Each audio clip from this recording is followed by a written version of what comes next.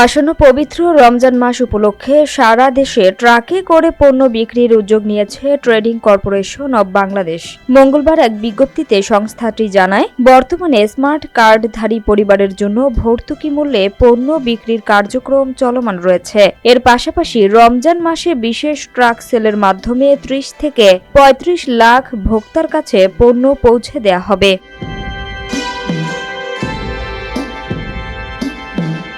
TCB জানায়, রোজায় নিয়মিত পণ্য হিসেবে তেল, ডাল ও চিনির পাশাপাশি ছোলা ও খেজুরও বিক্রি করা হবে।